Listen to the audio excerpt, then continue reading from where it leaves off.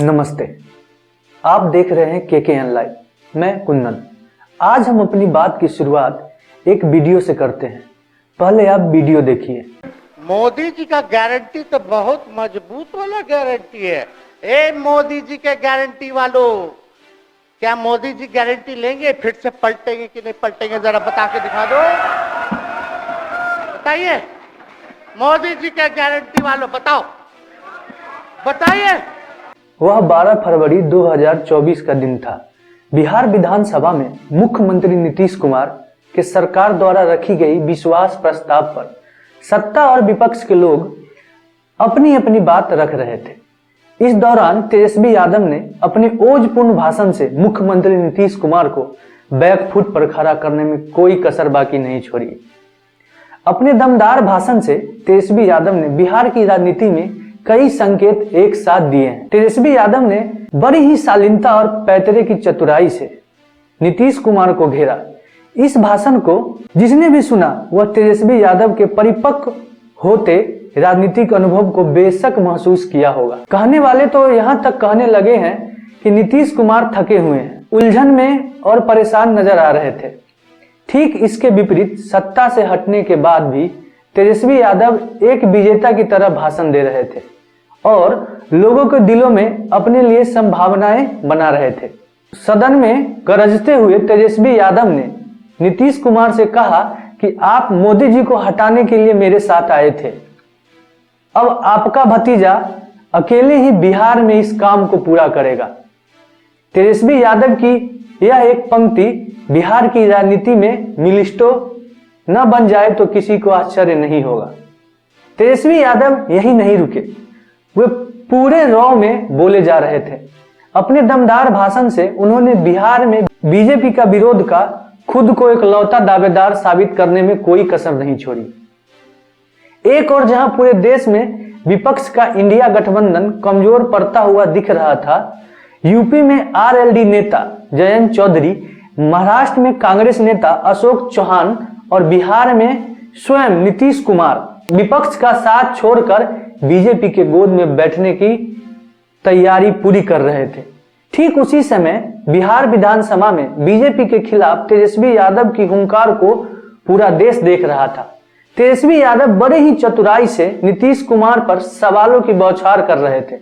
उन्होंने कहा, साल 2017 में आपने हमें यह कहकर छोड़ दिया था प्रवर्तन निदेशालय ने भ्रष्टाचार का मामला दर्ज किया है, बावजूद इसके आप 2022 में हमारे साथ आए, मुझे अपना बेटा बताया, कहा कि आप खुद राजा दशरथ बन गए। तेजस्वी यादव ने पूछा, दशरथ जी ने तो कैकेयी के कहने पर राम को वनवास दिया था, आपने किसके दबाव में मुझे वनवास दिया? बाद में मुख्यमंत्री नीतीश कुमार जब जवाब देने के लिए सदन में खड़ा हुए तो उनके पास ऐसे तमाम चुभते हुए सवालों का कोई जवाब नहीं था। इससे पहले तेजस्वी यादव ने कहा कि बेरोजगार को नौकरी देने का श्रेय लेने का हमारे ऊपर आरोप लगाया जा रहा है।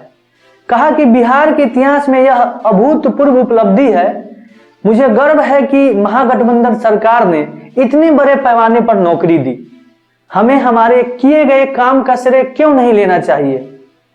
अब आप बीजेपी के पाले में चले गए हैं, अब जो काम आपकी सरकार करेगी क्या उसका श्रेय बीजेपी वाले नहीं लेंगे? माना जाता है कि बार बार पाला बदलने की वजह से नीतीश कुमार की सियासी लोकप्रियता कम हुई है। दूसरी ओर तेजस्वी यादव ने एक नेता के तौर पर खुद को स्थापित कर लिया है। कहते हैं कि साल 2020 के विधानसभा चुनावों में ही तेजस्वी यादव ने खुद को साबित कर दिया था। उन्होंने अकेले दम पर चुनाव लड़कर आरजेडी को 75 सीटों पर जीत दिलाई थी। तब बीजेपी को 74 और नीतीश कुमार के जेडीयू को 43 सीटें मिली थी। आपको बताते चले कि उस समय नीतीश कुमार एनडीए का हिस्सा थे। अगस्त 2022 में नीतीश कुमार की पार्टी बिहार में विपक्ष के महागठबंधन में शामिल हो गई थी। नीतीश कुमार दूसरी बार महागठबंधन का हिस्सा बने थे। तब नीतीश कुमार ने कहा था कि वो मरना पसंद करेंगे लेकिन बीजेपी के साथ वापस जाना पसंद नहीं करेंगे। यही हाल बीजेपी का था। बीजेपी के केंद्रीय नेताओं के मुताबिक नीतीश कुमार के लिए एनडीए का दरवाजा बंद हो चुका था। बिहार के बीजेपी नेता भी नीतीश पर लगातार हमला कर रहे थे। बीजेपी के प्रदेश अध्यक्ष सम्राट चौधरी ने तो नीतीश कुमार को मुख्यमंत्री पद से हटाने का संकल्प लेते हुए सिर पर मुरेठा धारण कर लिया था। राजनीति के जानकार मानते हैं कि इस बार पाला बदलना नीतीश कुमार के लिए अच्छा संकेत नहीं होने वाला है। दूसरी ओर बीजेपी को भी इसका खामियाजा भुगतना पड़ सकता है। जाहिर है बिहार की मौजूदा राजनीति ने तेजस्वी यादव को बढ़त दे दी है। बेशक इससे तेजस्वी यादव का कद बढ़ा है। हाल ही के दिनों में देखा जा रहा है कि तेजस्वी यादव के नेतृत्व में आरजेडी ने ओबीसी से ज्यादा ईबीसी की राजनीति पर फोकस करना शुरू कर दिया है।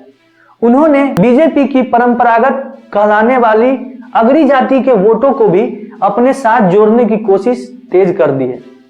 कुछ हद तक इसका असर देखा भी जाने लगा है। यह भी माना जाता है बिहार में जातिगत सर्वे तेजस्वी के दबाव में हुआ है और चुनाव के दौरान तेजस्वी इसका पुरजोर दावा कर सकते हैं। चुनाव के दौरान बिहार की राजनीति में यह दावा गेम चेंजर साबित हो सकता है।